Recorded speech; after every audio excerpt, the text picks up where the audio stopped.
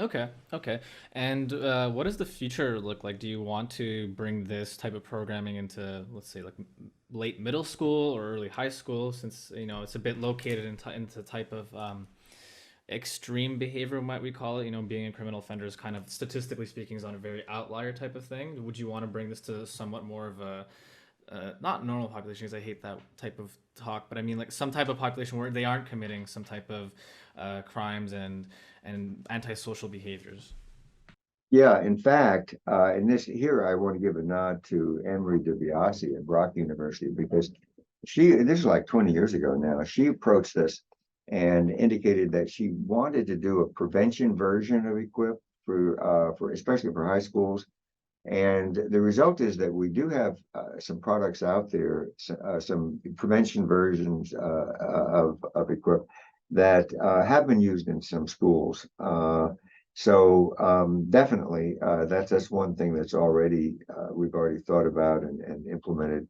Um, and then what we're doing in the forthcoming second edition is we're talking about not just residential agencies but community agencies, and because that's really the trend that we've seen in the past few decades is away from kind of 24/7 residential commitment in a juvenile correctional facility to more of these community agencies.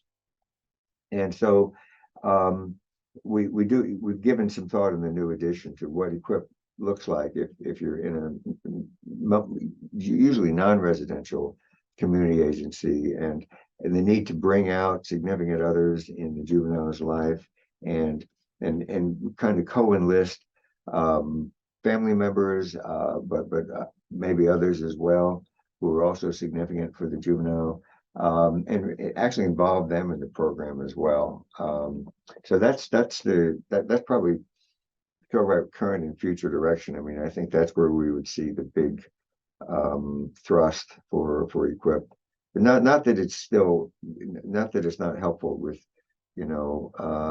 adult offender institutions or juvenile offender institutions, um, but what would how can it be adapted and be made useful in this other context, this more community-based context. Okay. And do you see this program being implemented in non-Western countries?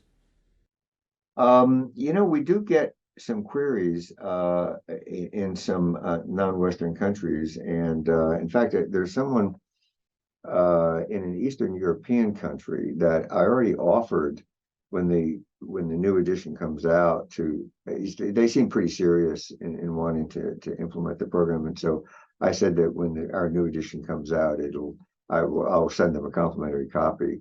The main thing, though, I think this I mentioned Jan van Westerlo. He's a big promoter in the Netherlands and Belgium, and so I definitely want to get a copy into the hands of Jan, and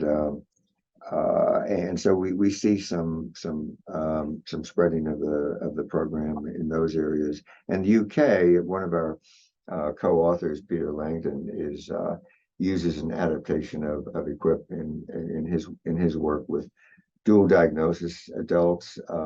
Dual diagnosis being adults with issues, especially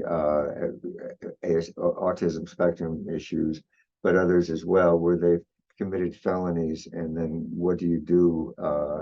And so he's adapted the program to be usable with that special population. So I'd say the UK, the Netherlands, Belgium, and then occasionally, as I mentioned, there is this one Eastern European country, might be Bulgaria, where they seem pretty serious about it.